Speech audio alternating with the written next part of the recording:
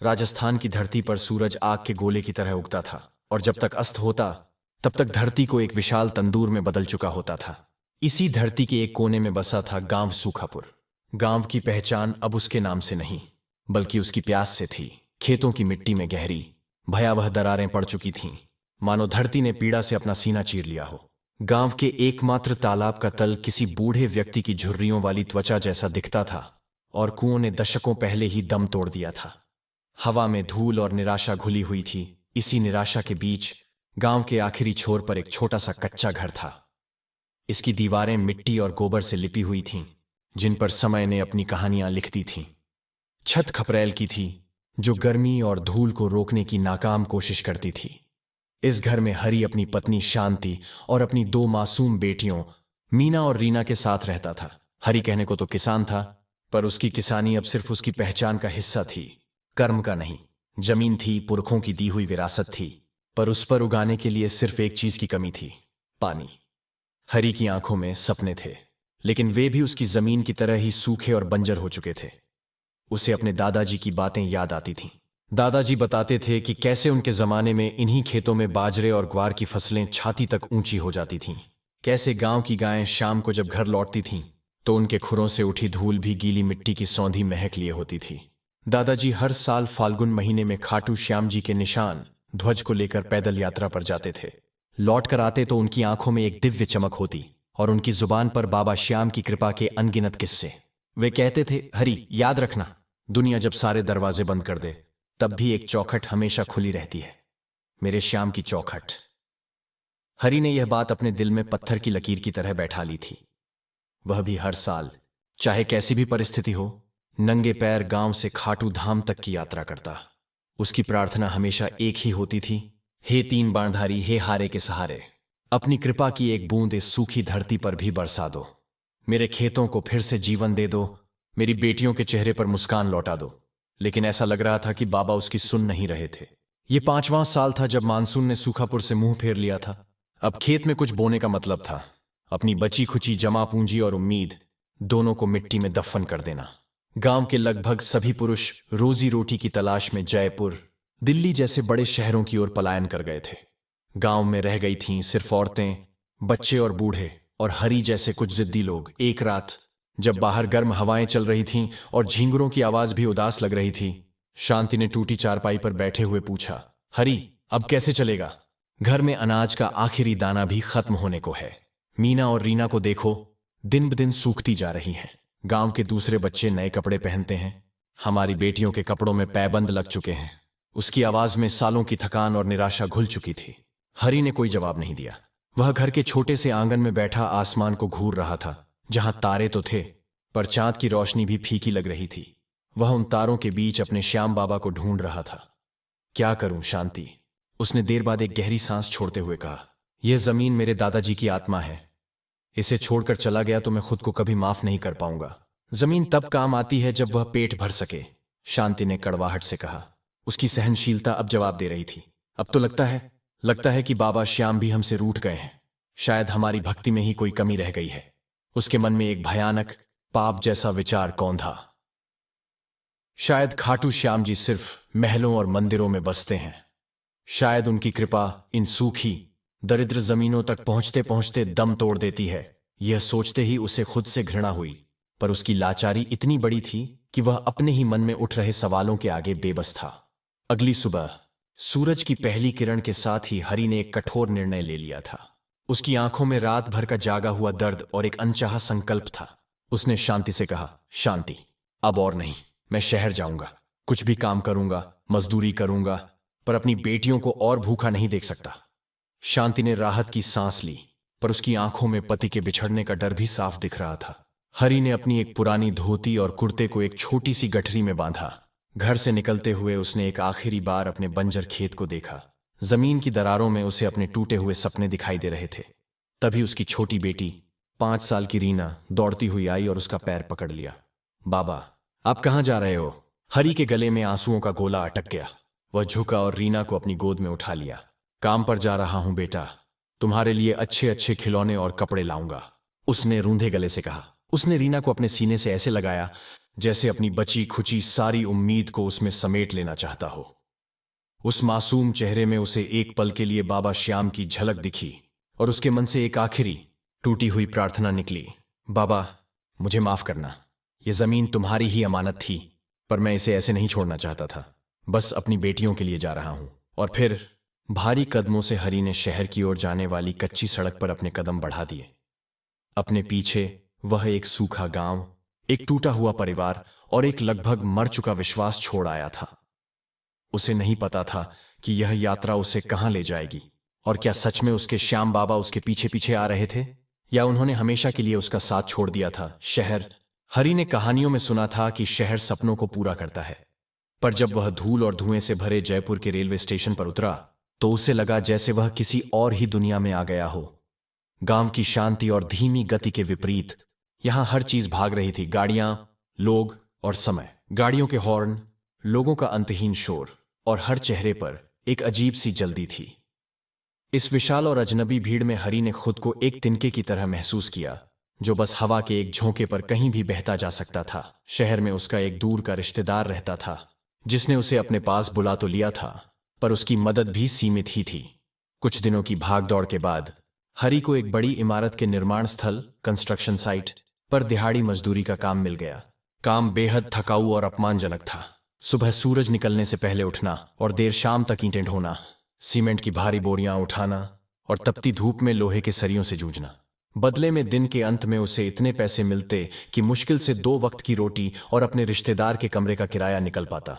हर रात जब वह थका हारा अपने छोटे से कमरे पर लौटता तो उसके शरीर का हर अंग दर्द से कराह रहा होता। नींद भी मुश्किल से आती। बंद आंखों के सामने बस उसकी बेटियों मीना और रीना के चेहरे घूमते रहते। क्या उन्होंने खाना खाया होगा? शांति अकेली कैसे सब संभाल रही होगी? क्या मेरी जमीन पर कभी बारिश की एक बूंद भी गिरेगी? ये सवाल उसके जहन में कीड़ों की तरह कुलबुलाते रहते। शहर आने के बाद हरी की बाबा श्याम के प्रति आस्था का जो आखिरी धागा बचा था वह भी टूटने लगा था। यहां भी मंदिर थे, बड़े बड़े संगमरमर से बने सोने के कलश वाले मंदिर, पर वे सूखापुर के छोटे से शांत मंदिर जैसे नहीं थे, जहां वह घंटों बैठकर बाबा से बातें कर सकता था। यहां मंदिरों में दान पेटियां भरी रहती थीं और आरती में भी अमीरों की कतारें लंबी होती थीं। हरी को लगता था कि यहां भगवान भी अमीरों की ही सुनते हैं। उसकी जैसी फटी धोती और दबी हुई आवाज को इस चमक दमक में कौन सुनेगा? वह जानता था कि बाबा श्याम तो सबके हैं, पर उसका मन यह मानने को तैयार नहीं होता था कि इस शोरगुल और दिखावे में उसकी सच्ची सादगी भरी पुकार की कोई जगह होगी। वह अब मंदिर जाना भी छोड़ चुका था। एक शाम उसका रिश्तेदार रमेश, जो थोड़ा पढ़ा लिखा और दुनियादार था, उसे छत पर गुमसुम बैठे देखकर बोला, क्या बात है हरी भाई, गांव की बहुत याद आ रही है क्या? हरी ने एक ठंडी आह भरकर कहा, गांव की नहीं रमेश, बाबा श्याम की याद आ रही है। बचपन से सुनता आया कि बाबा हारे का सहारा हैं, पर लगता है उन्होंने मुंह जैसे हारे हुए को सहारा देना छोड़ दिया है। खेत सूखे पड़े हैं, परिवार भूखा है, और मैं यहां पत्थरों के बीच अपनी किस्मत फोड़ रहा हूं। लगता है मेरा विश्वास ही कच्चा पड़ गया। रमेश मुस्कुराया, हरी भाई, बाबा श्याम किसी की सुनवाई नहीं छोड़ते। शायद तुम उन्हें गलत जगह खोज रहे हो। बाबा मंदिरों की मूर्तियों में नहीं, मन में बसते हैं। चाहे तुम इस कंस्ट्रक्शन साइट पर काम कर रहे हो या किसी महल में, उनकी नजर सब पर है। कभी फुर्सत मिले तो एक बार फिर खाटू धाम हो आओ, दिल को बड़ा सुकून मिलेगा। रमेश की बात ने हरी को सोचने पर मजबूर कर दिया। खाटू धाम, उसने कितनी ही यात्राएं की थीं वहां की, पर अब तो उसके पास यात्रा के लिए पैसे भी नहीं थे। और अगर पैसे होते भी तो क्या फायदा, जब बाबा सुन ही नहीं रहे तो क्यों जाऊं? दिन हफ्तों में और हफ्ते महीनों में बदलने लगे।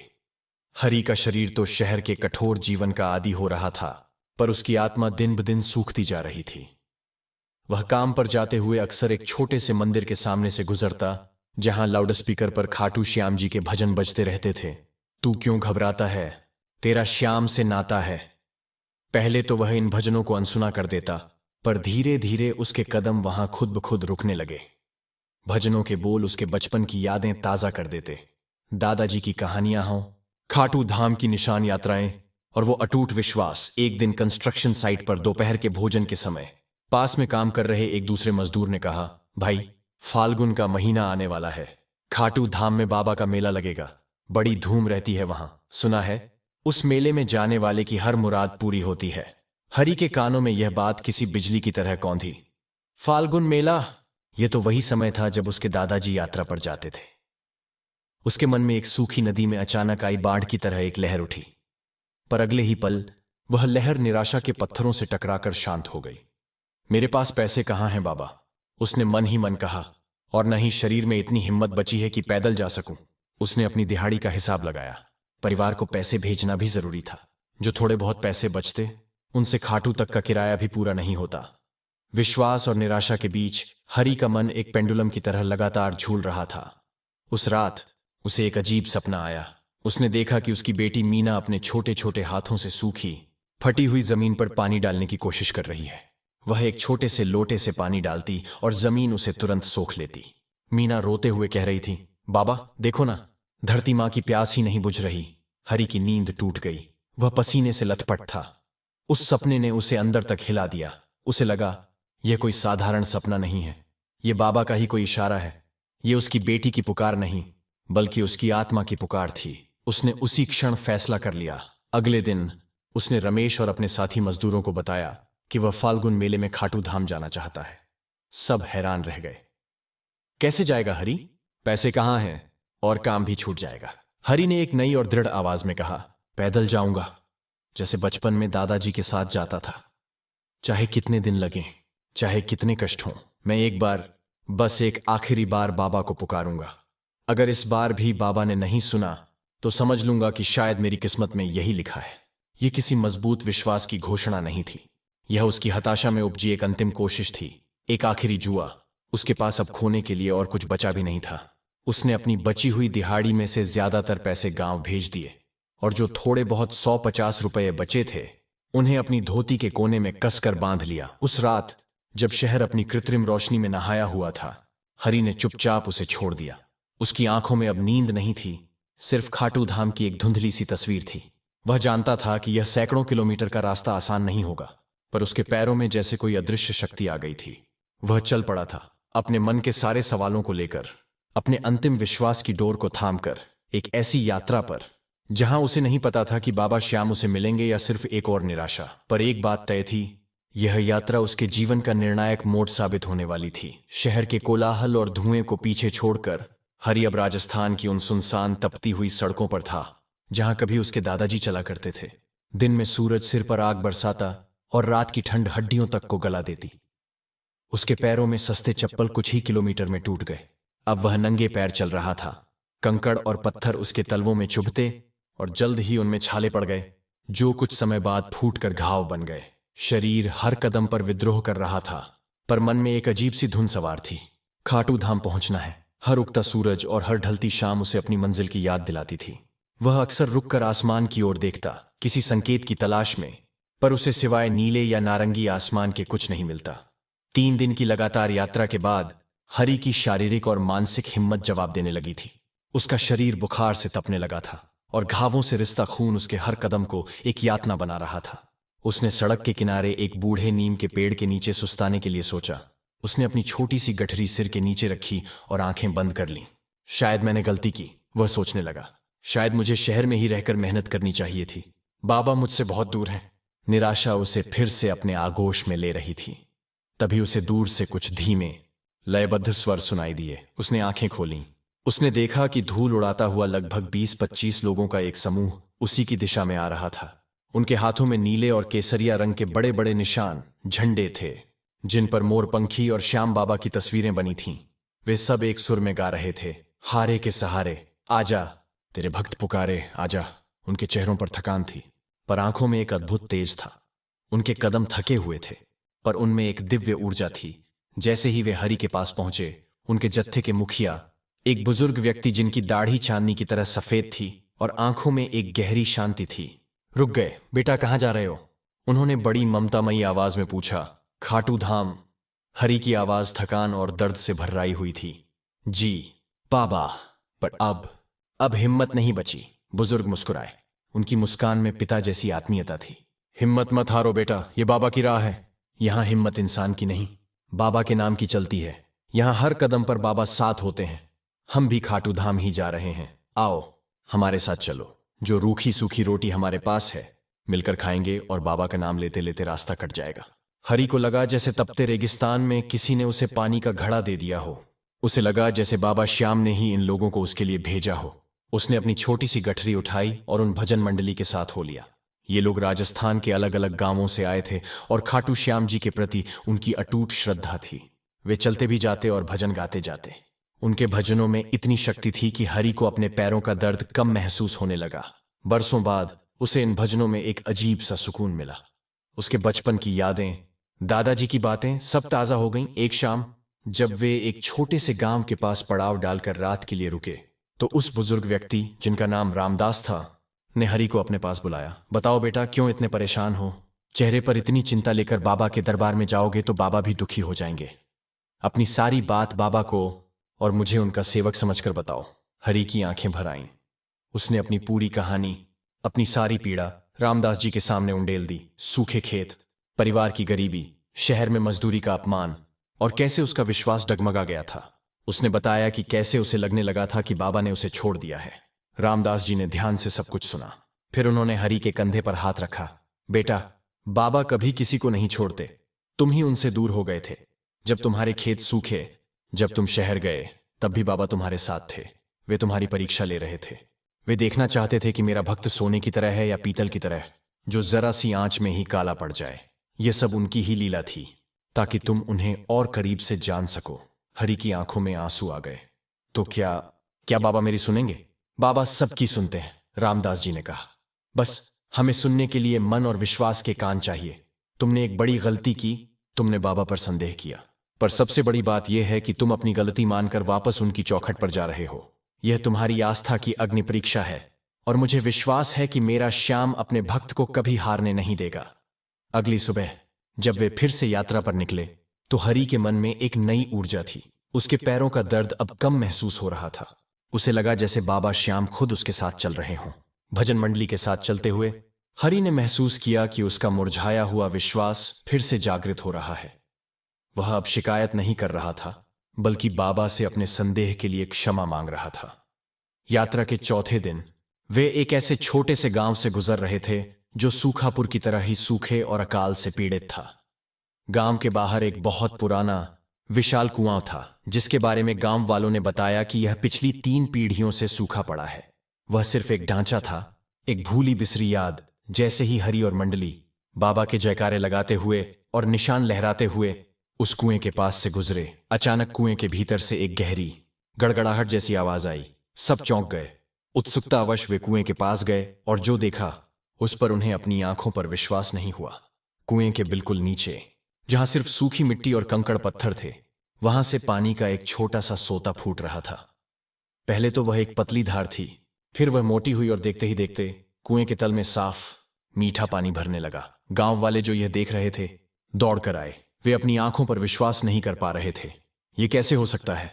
यह कुआं तो 100 साल से सूखा था। एक बूढ़ा ग्रामीण चिल्लाया, यह खाटू श्याम बाबा का चमत्कार है। आप लोग बाबा श्याम के सच्चे भक्त हैं। आपके चरणों की धूल से हमारी सूखी धरती पवित्र हो गई और बाबा ने यहां पानी बरसा दिया। लोग जय श्री श्याम के नारे लगाने लगे। हरि हक्का बक्का खड़ा था। उसकी आंखों में चमक आ गई। यह क्या था? क्या बाबा सच में सुन रहे हैं, देख रहे हैं? यह पहला संकेत था, एक अकल्पनीय चमत्कार। उसे लगा बाबा ने सुन ली उसकी पुकार।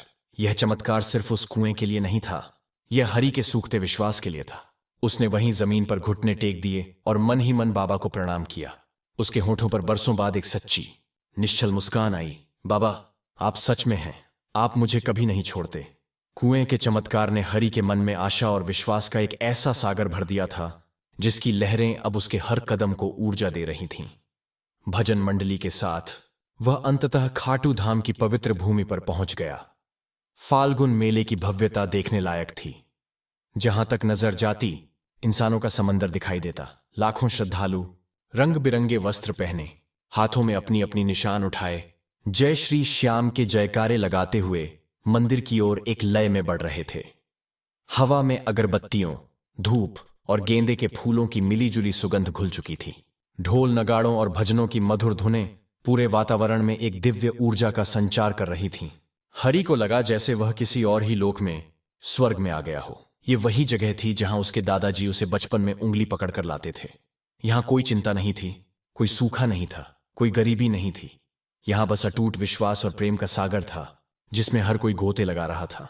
भीड़ में हरि भी एक अदृश्य शक्ति से खिंचा हुआ बाबा श्याम के दर्शन के लिए आगे बढ़ रहा था। वह रामदास जी और मंडली से बिछड़ चुका था, पर अब उसे अकेलापन महसूस नहीं हो रहा था। उसे लग रहा था कि यहां मौजूद हर व्यक्ति उसी का परिवार है, क्योंकि उन सबका एक ही पिता था, श्याम बाबा। उसकी आंखें नम थीं, पर इस बार ये आंसू निराशा या दुख के नहीं, बल्कि कृतज्ञता और प्रेम के थे। घंटों तक लाइन में लगने के बाद धीरे धीरे खिसकते हुए वह मंदिर के मुख्य द्वार तक पहुंचा। जैसे ही उसने मंदिर की पहली सीढ़ी पर कदम रखा, उसे लगा जैसे उसके शरीर में एक बिजली सी दौड़ गई हो। जैसे जैसे वह गर्भगृह के करीब पहुंचता गया, उसका दिल जोर जोर से धड़कने लगा। और फिर वह क्षण आया, वह क्षण जिसके लिए उसने सैकड़ों किलोमीटर की यात्रा की थी, जिसके लिए उसने अपना सब कुछ दांव पर लगा दिया था। जैसे ही हरि गर्भगृह में पहुंचा और खाटू श्याम जी की मनमोहक अलौकिक मूर्ति के दर्शन किए, उसे लगा जैसे समय रुक गया हो। भीड़ का शोर, धक्के मुक्की, घंटियों की आवाज, सब कुछ शून्य हो गया। उसे सिर्फ बाबा की विशाल करुणामयी आंखें दिख रही थीं, शीश के दाने की वे आंखें जो उसे ही देख रही थीं। उन आंखों में न कोई सवाल था, न कोई शिकायत, उनमें सिर्फ वात्सल्य था, प्रेम था। मानो वे कह रही हों, मैं जानता था तू आएगा मेरे लाल, देर कर दी पर अंधेर नहीं। हरि वहीं उस भीड़ में घुटनों के बल बैठ गया। उसके मुंह से कोई शब्द नहीं निकल रहे थे, बस उसकी आंखों से गंगा जमुना की तरह अविरल धारा बह रही थी। ये आंसू उसके महीनों के दर्द, अपमान, निराशा और संदेह को धो रहे थे। उसने अपने मन में बाबा से क्षमा मांगी, अपने विश्वास को डगमगाने के लिए, उन पर संदेह करने के लिए। उसने अपनी सारी पीड़ा, अपनी सारी निराशा, अपना सारा अहंकार बाबा के चरणों में एक सूखे फूल की तरह रख दिया। एक अजीब सी गहरी शांति ने उसे घेर लिया। उसे लगा जैसे बाबा श्याम ने उसे अपनी गोद में ले लिया हो, जैसे एक मां अपने भटके हुए बच्चे को सीने से लगा लेती है। उस भीड़ में, उस कोलाहल में हरि को सिर्फ बाबा की मूर्ति दिख रही थी, और उसे अपनी आत्मा तक एक गहरा सुकून महसूस हुआ। उसने एक ही बात मन ही मन दोहराई, बाबा मैंने गलती की, मुझे माफ करना। मेरा विश्वास अब कभी नहीं डगमगाएगा, कभी नहीं। कुछ पलों बाद जब स्वयंसेवकों ने उसे आगे बढ़ने का इशारा किया, तो वह उठा। दर्शन करने के बाद जब हरि मंदिर से बाहर निकला, तो वह एक दूसरा ही इंसान था। उसके मन का सारा बोझ उतर चुका था। उसे एक नई, अभूतपूर्व ऊर्जा महसूस हो रही थी, जैसे वर्षों बाद उसे फिर से जीने का मकसद मिल गया हो। उसने वहीं से गांव की ओर लौटने का फैसला किया। इस बार उसके पास कोई ट्रेन का टिकट नहीं था, कोई मजदूरी की गारंटी नहीं थी, पर उसके पास एक चीज थी जो दुनिया की किसी भी दौलत से बड़ी थी, बाबा श्याम पर अटूट विश्वास। और यह विश्वास उसे दुनिया की हर बाधा से लड़ने की शक्ति दे रहा था। खाटू धाम से सूखापुर तक की वापसी यात्रा हरि के लिए किसी उत्सव से कम नहीं थी। उसके पैरों में अभी भी दर्द था, पर अब उसे महसूस नहीं हो रहा था। उसे भूख लगती तो कोई न कोई राहगीर उसे भोजन करा देता, उसे प्यास लगती तो कहीं न कहीं पानी का स्रोत मिल जाता। उसे लगता जैसे पूरी कायनात उसकी मदद कर रही हो, जैसे बाबा श्याम ने अपने दूत उसकी सेवा में लगा दिए हों। इस यात्रा में उसे लगभग 1 हफ्ता और लग गया। जब वह अपने गांव सूखापुर की सीमा में पहुंचा, तो एक पल के लिए उसे लगा कि वह रास्ता भटक गया है। जहां कल तक धूल के गुब्बार उड़ते थे, जहां जमीन पर हजारों दरारें थीं, वहां अब छोटे छोटे हरे पौधे उग आए थे। हवा में मिट्टी की नमी की भीनी भीनी सौंधी खुशबू थी, जिसे महसूस किए हुए जमाना बीत गया था। वह हैरान होकर आगे बढ़ा। गांव का सूखा तालाब लबालब पानी से भरा हुआ था, और बच्चे उसमें छपाक कर रहे थे। जिन कुओं ने दम तोड़ दिया था, वे भी पानी से भरे हुए थे। गांव के लोग, जिनके चेहरे निराशा और चिंता से काले पड़ गए थे, आज खुशी से झूम रहे थे, गा रहे थे। हरि को लगा कि वह कोई सपना देख रहा है। उसने अपनी आंखों को रगड़ा, पर नहीं, यह हकीकत थी। तभी गांव के एक बूढ़े काका ने उसे देखा। अरे हरि, तू आ गया। कहां था तू? यहां तो चमत्कार हो गया। तेरे जाने के ठीक 2 दिन बाद आसमान में ऐसे काले बादल घिरे जैसे किसी ने काजल की मटकी उड़ेल दी हो, और फिर ऐसी मूसलाधार बारिश हुई, ऐसी बारिश हुई जो हमने अपनी पूरी जिंदगी में नहीं देखी। 3 दिन और 3 रात तक पानी बरसा। हमारी सूखी जमीन ने जैसे अमृत पी लिया। खेतों में बिना बोए ही अंकुर फूट पड़े हैं। ऐसा कभी नहीं हुआ। यह सब उस खाटू वाले श्याम बाबा की ही कृपा है। हरि की आंखें भर आईं। वह समझ गया, यह सिर्फ पानी की बारिश नहीं थी, यह बाबा श्याम की कृपा की वर्षा थी। यह उसके विश्वास का फल था। बाबा ने सिर्फ उसके मन के सूखे को ही नहीं, बल्कि उसके पूरे गांव के सूखे को खत्म कर दिया था। उसने अपनी सूखी जमीन पर कदम रखा और उसे महसूस हुआ जैसे धरती माँ खुद उसे गले लगा रही हो। तभी बाबा बाबा की आवाजें आईं। उसकी बेटियां मीना और रीना दौड़ती हुई आईं और उसकी टांगों से लिपट गईं। उनके चेहरे पर महीनों बाद वैसी ही सच्ची मुस्कान थी। पीछे पीछे शांति भी आई। उसकी आंखों में भी खुशी के आंसू थे। उसने बस इतना कहा, मुझे विश्वास था आप बाबा से हमारे लिए खुशियां लेकर ही लौटेंगे। उस दिन के बाद से हरी का जीवन पूरी तरह बदल गया। उसके खेत लहलहा उठे। उसने फिर से खेती शुरू की और हर फसल पहले से बेहतर हुई। उसके घर में खुशहाली और समृद्धि लौट आई। हरी ने कभी भी बाबा श्याम पर से विश्वास नहीं खोया। अब वह हर साल फाल्गुन मेले में अपने गांव के लोगों की एक पूरी मंडली के साथ खाटू धाम जाता। बाबा से कुछ मांगने नहीं, बल्कि उनका धन्यवाद करने। वह अक्सर अपनी बेटियों को अपनी कहानी सुनाता और कहता, याद रखना, जब तुम्हें लगे कि सब कुछ खत्म हो गया है, जब अंधेरा बहुत घना हो जाए, तो निराश मत होना। बस आंखें बंद करके सच्चे मन से उन्हें पुकारना, क्योंकि हमारे श्याम बाबा हारे का सहारा हैं। तो दोस्तों, यह थी हरी की कहानी। एक ऐसे भक्त की गाथा जिसने अपने विश्वास को मुश्किल समय में भी बचाए रखा और बाबा श्याम ने उसे कभी अकेला नहीं छोड़ा। यह कहानी हमें सिखाती है कि चाहे जीवन में कितनी भी कठिनाइयां आएं, अगर हमारा विश्वास अडिग है तो हमारे हारे के सहारे श्याम बाबा हमेशा हमारे साथ खड़े रहते हैं।